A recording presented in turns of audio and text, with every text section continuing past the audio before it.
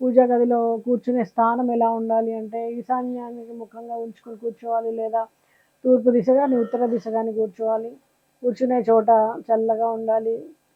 అంటే సిల్కు ఇలాంటివి కాకుండా మంచిగా తాటాకులు లాంటివి వేసుకోండి. పద్మాసన స్థితిలో కూర్చోండి. దీపం, అగరబత్తి, నైవేద్యం ఏర్పాటు చేసుకోండి. తూర్పు దీపం కానీ, ఉత్తర దిక్కున కానీ పెట్టుకోవచ్చు దీపాన్ని. అగరబత్తిని మూరల్లో చిమ్మేలా కాకుండా తక్కువ పరిమాణంలో వేసుకోండి. నైవేద్యాన్ని ప్రసాదంగా పెట్టేటప్పుడు శుద్ధతకి విశేష ప్రాముఖ్యత ఇవ్వండి. పూజా గదిలో ఎప్పుడు కూడా శుభ్రంగా పరిమళ భరితంగా ఉండేలా చూసుకోండి. ఒకవేళ పూజా గది లేకపోతే అపార్ట్మెంట్స్ కానీ ఇలాంటి దగ్గర ఉండకపోవచ్చు. అయితే బాగా స్థలావకాశం కనుక లేకపోతే తూర్పు గోడ మీద చిన్న పూజా మంత్రం లేదా చిన్న ర్యాకు, పటము ఏదైనా పెట్టుకోవచ్చు. పవిత్రమైనటువంటి వస్త్రంతో విడిగా ఒక భాగాన్ని అలంకరించుకోవాలి. దగ్గరలో వాష్రూమ్ లేకుండా చూసుకోవాలి. గది వెలుతురు కానీ, గాలి ప్రవాహం కానీ సరిగ్గా ఉండాలి.